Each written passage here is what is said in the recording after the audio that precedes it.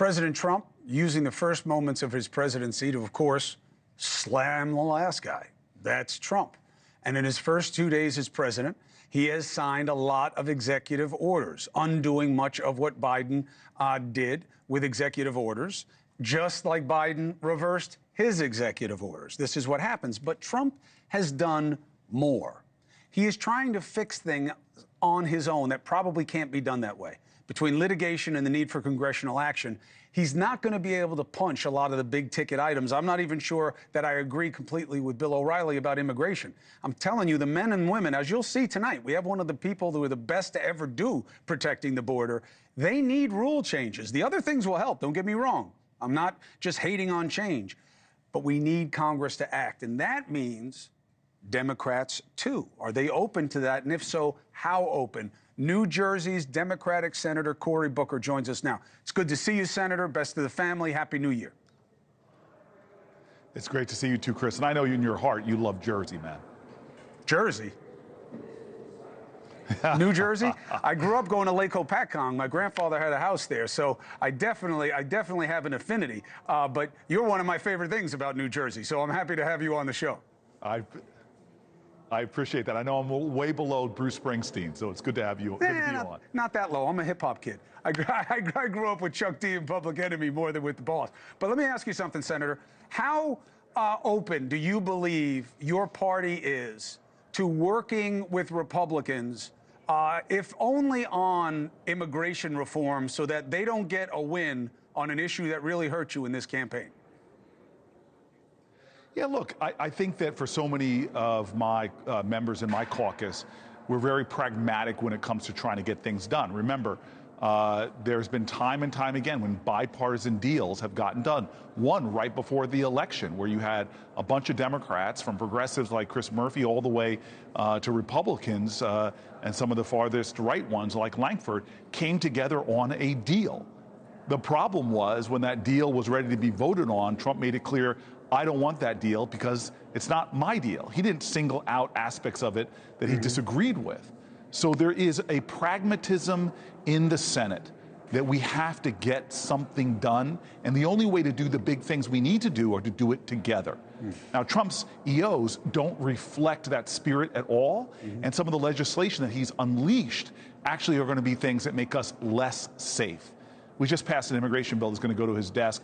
All Republicans, really Republican majorities that got it done, that was really all about giving the power, really the command that immigration officials have to indefinitely detain everyone, no matter what their age, no matter if they've been convicted of any crime.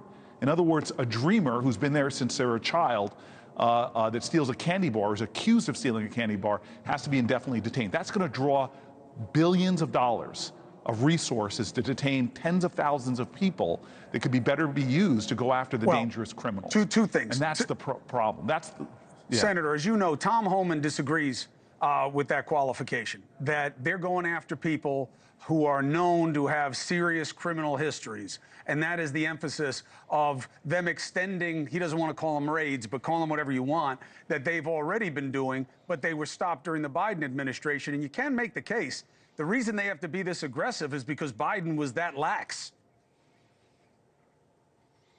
Again, this is not tit for tat. This is making New Jersey safer.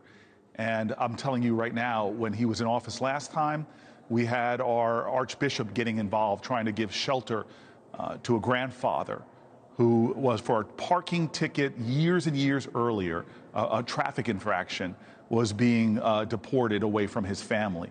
I sat with a group of New Jersey mayors telling me stories about the last time Trump was in office, about a guy who dropped his kids off for school, had no criminal history, no traffic infractions, and was picked up by ICE. No danger to our communities. And we know in Jersey that we need to fix this problem because we have agricultural workers in our state. We have laborers in our state. In so many ways, our economy, some of our first responders are dreamers and others. And so this has to be done in a smart way that doesn't hurt our economy and makes us more safe, unlike a lot of the tactics that Donald Trump seems to be prioritizing, which in many ways are going to draw resources away from those who need them to go after the dangerous people, and then also hurt our economy by going after a lot of the fragile and vulnerable who are doing jobs that often we need to get done. I'm just saying that what I've heard in terms of how they're going to execute this, I've never heard that the Dreamers are going to get caught up in the basket. They are the one group that seems both sides agree on need to protect, but nobody ever does it because they're seen as a chit in this tension between the two sides. I was just listening to Bill O'Reilly say, you guys will never do a deal because you'll insist on amnesty. I don't know that Democrats have to be tied to an idea of amnesty. That certainly wasn't voiced in the election by the people who voted. Chris, you're so discerning. A couple of things. One, we just did a deal in the Senate, a bipartisan deal, and Trump scuttled it. So the deals are there. Amnesty. It didn't have amnesty in it either. And it didn't have amnesty. So that's wrong. And then number two, when you say they're not going after the Dreamers, I just gave you concrete examples of the last time they did this, going after many people who are not the dangerous criminals he demonizes and talks about, but going after New Jerseyans that are adding to our economy, are often married to American citizens, have American citizens of children, are being deported. Again, I want to get dangerous people off of our streets. You knew me first as a mayor that used to go out at night doing patrols myself. Ran into a house on fire. Obligation, and I will work with anybody when it comes to keeping New Jerseyans safe. But what I won't support is doing things like Donald Trump has, where he's pardoning the very people that assaulted, attacked, and so injured at least one New Jerseyan, Brian Sicknick, a Capitol police officer who died because of his wounds. The man who beat Brian Sicknick just got a pardon from the President of the United States of America. Yeah, I think it was a bad call. People who beat and ultimately that lead to the death of cops, of police officers, of law enforcement. I heard J.D. Vance say explicitly, right before he was sworn in on Fox News, that the president would never pardon people who beat with baseball bats, who broke spines, fractured skulls, that he would never pardon them, and that's exactly what he did. So I'm waiting. He said he campaigned on the idea that I'm going to lower your grocery bills. Right. I'm going to lower your housing costs. I'm going to lower inflation. What has he done in this first 36 hours that are making life more affordable for New Jerseyans and others in our nation? He can't do that by executive order, but he can do it with you guys. The question is whether there'll be really any integrity-driven cooperation. I got to tell you, that Lake and Riley bill, I don't understand anybody who would vote against that or against the Nancy Mace bill. I mean, you're saying it right now as a proposition, Senator, that if somebody's here illegally, I mean, that's the key word, but even if you forgive the entry, if they're here and they commit a serious crime against women or children, who would vote against the bill to superpower authorities to get them out of here? Chris, I would never vote against a bill that did that. But Democrats did. That's not what this bill does. That's what it was advertised. I did. Right. This is what the bill was advertised as. But Chris, please, I wish I had the text of the bill here.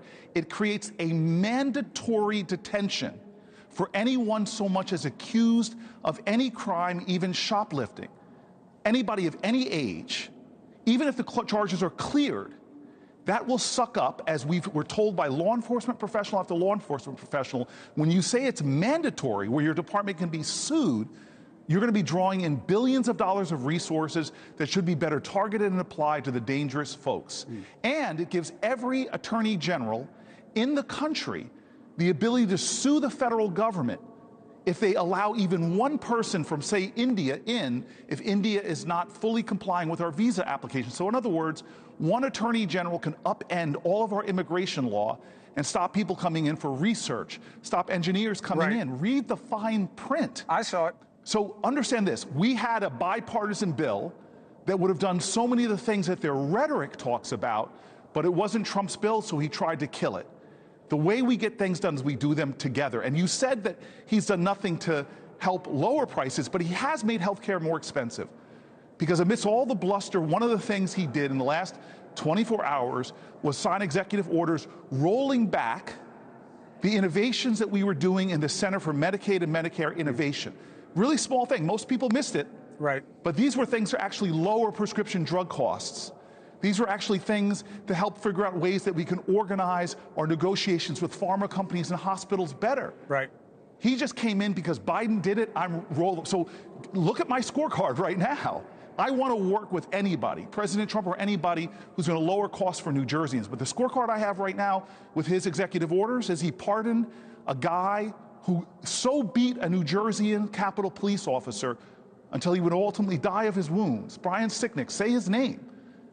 His killers are now let free. That's my scorecard. His scorecard is he has done nothing to drive down the grocery bills or deal with the inflation. In fact, if you look at all of the executive orders he's done right now, especially when it comes to health care, making it harder to enroll in the Affordable Care Act, making it harder to get our prescription drugs negotiated down, he's actually making things more expensive. So don't listen to what he says, read his executive orders.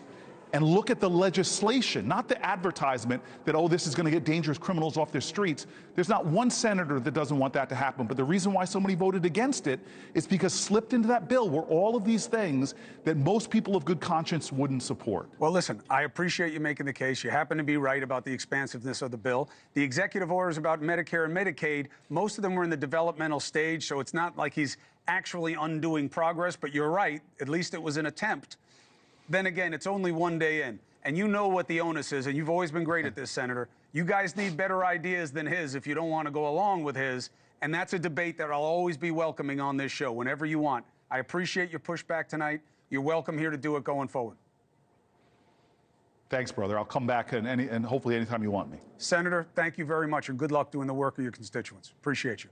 Hey, thanks for watching. Go to joinnn.com to find NewsNation on your screen. And don't forget, click the red subscribe button below to get more of NewsNation's fact-driven, unbiased coverage.